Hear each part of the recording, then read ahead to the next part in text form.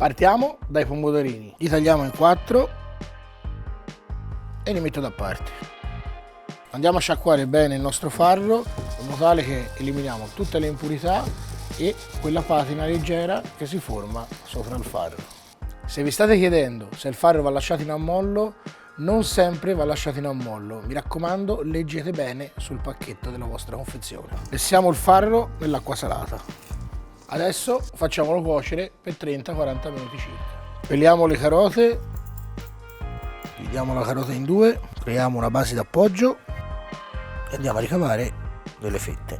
Ora ricaviamo delle strisce e avremo i nostri bastoncini. Una volta abbiamo ricavato i nostri bastoncini, andiamo a fare la nostra brunoise con un po' di pazienza e uniamole ai pomodorini. Faccio lo stesso col sedano.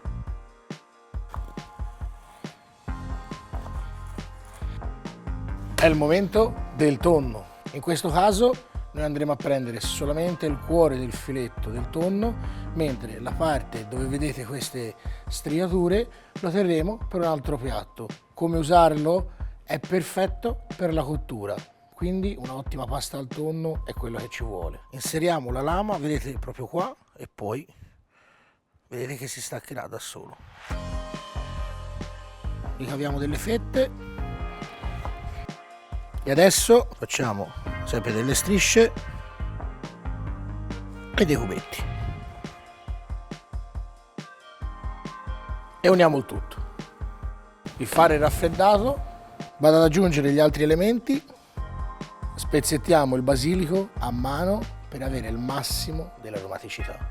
Un po' di timo fresco che ci sta benissimo, soprattutto le cimettine, un po' di maggiorana fresca, un po' di origano. Mi raccomando, non abbiate paura a usare le erbe aromatiche. Concludiamo con un bel giro d'olio generoso, un po' di sale.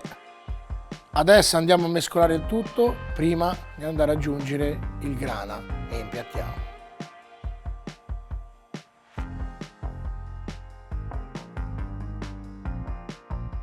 E ora lo sapete già.